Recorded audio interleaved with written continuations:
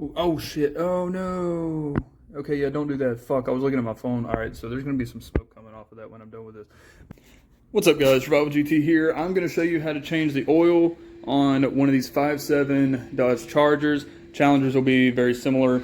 I saw a couple other videos that were like 20 something minutes. I'm gonna show you how to do it and not take 20 minutes, okay?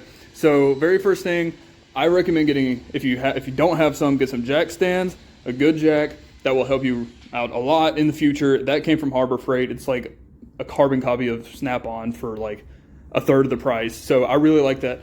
But the first thing you're going to want to do is jack up the car.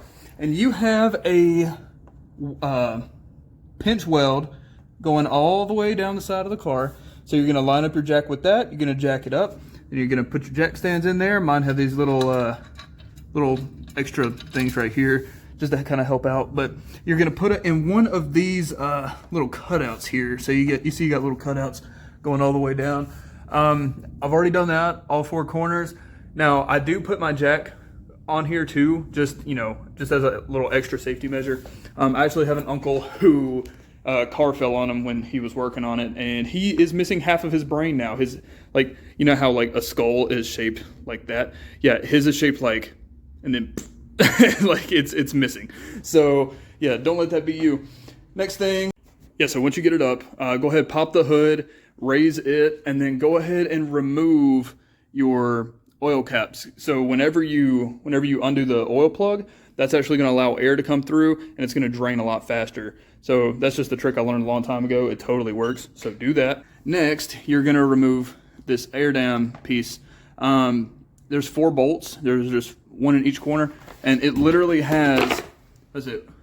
1, 2, 3, 4. It says what direction or what order to remove them in. Once you get those done, you just slide it out from the piece that it's in, and it'll drop right down. All right, so now we're gonna crack this bad boy loose. Maybe if I can get it on there. Yep, there we go. All right. So, it's like the fucking Hulk put this thing on, Jesus. All right, it's nothing a little rubber mallet can't fix. So, got it loosened up. I'm gonna back this fella up a little bit. And so, once you get it broken loose, you gotta pull this off and then do it by hand. So, what I do, put pressure on it so that it doesn't just come like flying out at you. And oh, I'm just turning it the wrong way. There we go. All right. So I'm getting there. And where's our oil? It's there. There it is.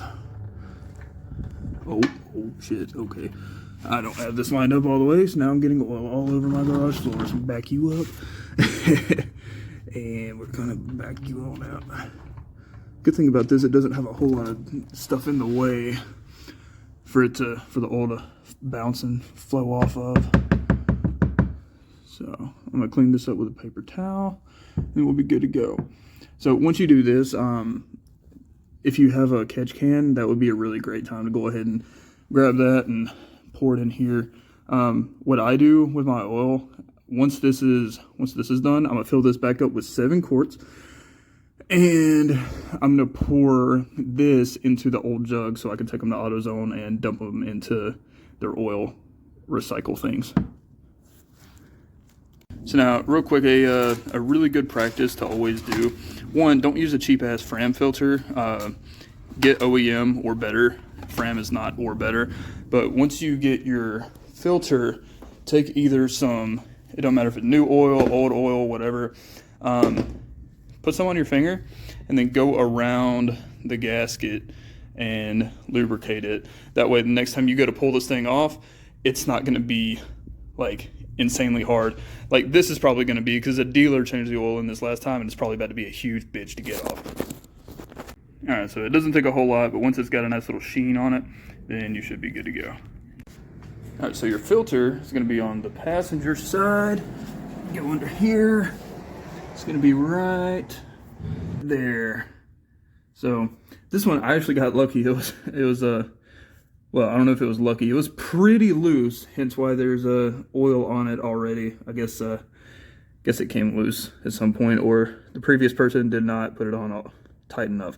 Now keep in mind, you do only want to go like you want to hand tighten it, but like basically go as much as your hand will allow, and then give it like just an extra little snug, and then you'll be good to go. Same thing on the oil pan bolt. You don't have to like hulk that thing down. Just get it tight. All right, so side note, the oil filters in these are straight vertical, right? So when you grab it, it's like you're going straight up, you grab it, and then you twist.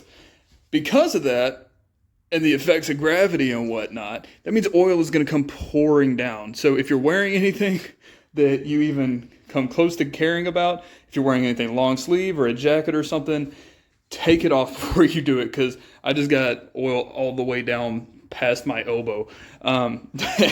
Yeah, so definitely be careful, be mindful of that. But anyway, so I got that one off. The new one is on there. It's nice and snug. It's good to go. Now all we got to do is throw this sucker back on there. Just 4 bolts, and you got to slide it in, and then do the 4 bolts. And then after I do that, I go ahead and lower the car, and then I go ahead and throw the oil in it. All right, so I'm going to show you guys this real quick. So this thing, it slides underneath this other piece. So once you get it, you just slide it in, line them up, and then 3 bolts in. All right, next up, we're going to lower it down. We're going to go ahead and fill her up. Not enough. Drop stands. Do pounds. Yeah, we're going to go button it. There we go. Yeah, these are here. All right, this almost. All right, y'all don't make fun of my super tiny funnel. I don't have a bigger one yet. But next, we're going to go ahead, pour 7 quarts of 5W20 in here, and we're going to throw the cap back on, and we're good to go. Oh, shit. Oh, no. Okay, yeah, don't do that. Fuck, I was looking at my phone. All right, so there's going to be some smoke coming off of that when I'm done with this.